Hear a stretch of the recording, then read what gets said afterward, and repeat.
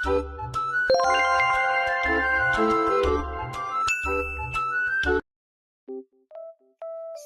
I'm gonna cook breakfast. Actually, it's not breakfast. Char. May natira pang kanin dito. Brown rice yan. Ito siya, oh. This is brown rice. Rich in antioxidants, high in fiber. So, masarap siya. Wow! Yan. Para hindi tayo masyadong magkaroon ng sugar. Ayan. So,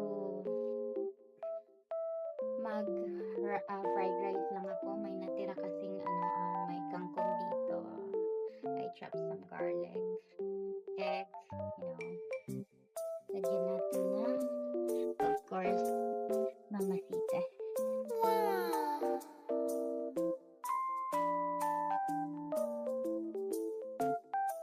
So, una, I'll put some very little oil.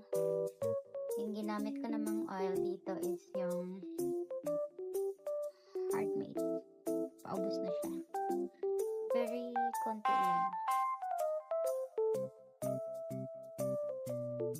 Yan. Okay na yan. Kasi ayoko ng masyadong oily na fried rice. So, painitin pa natin more. And mag-ano tayo, saan ba yun?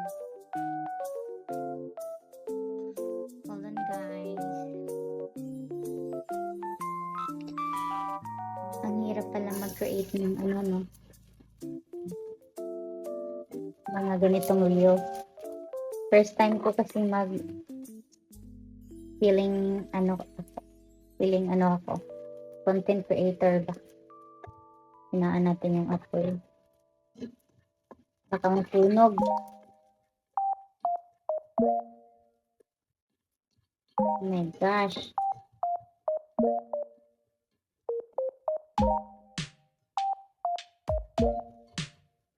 So, ang ating isunod dito is yung rice, syempre. So, sayang kasi. Grabe, ang mahal pa naman ng bigas ngayon. Kaya, tayo magsayang ng pagkain. Oh.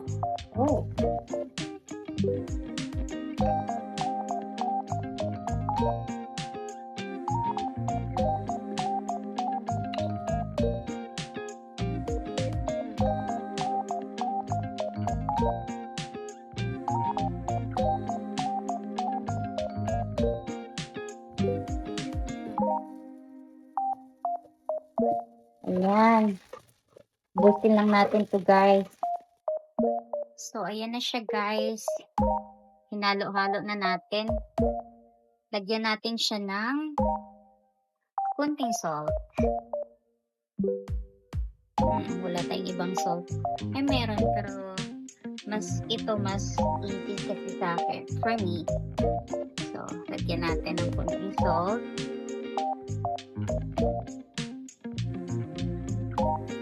So, ayan. Nilagyan ko siya ng egg. Makos lang natin yan, guys. Just, lagyan na pala natin siya ng magic sarap, guys. Kasi, konti lang. Hindi ko na naipakita kasi ang hirap gawa-gawa ng ganito. Tapos, wala naman akong cameraman. Char. Ko lang kasi yung nagvi-video dito. Ayan. Ayan siya, guys.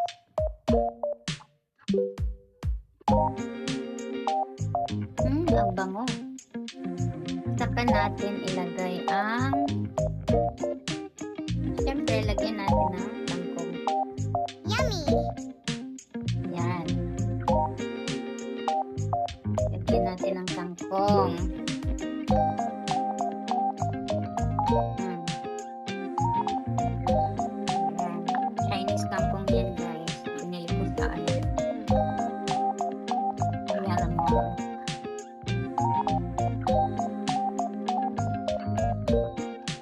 I'm sure masarap talaga ito.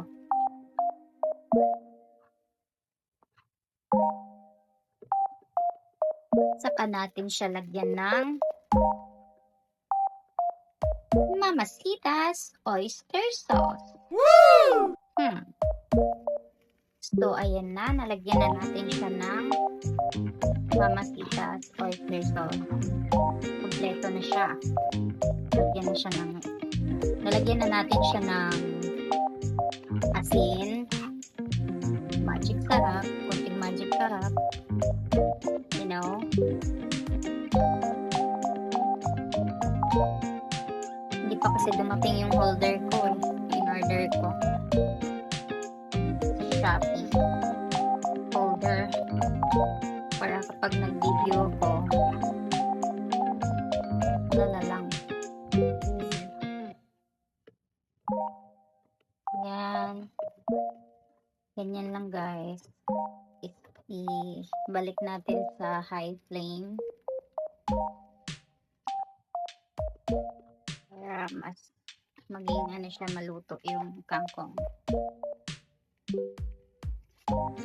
And ilagay na natin ang hotdog.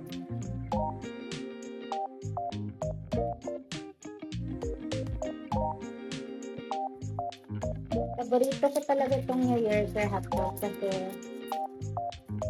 napakasarap talaga niya. Ibang-iba yung lasa niya sa mga ibang hotdog. Wow!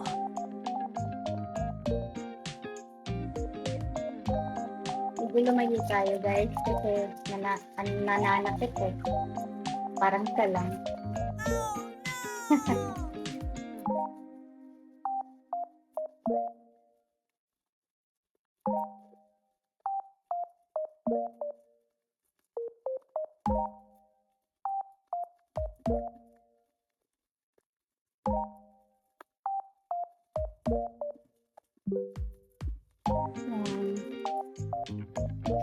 So, natapos na natin yung hotdog, no? This time, egg naman. Oops. So, ganyan ang resulta ng egg natin. Gusto ko kasi sa egg is well done. Ayoko yung may ano siya. This is my food presentation. Wow!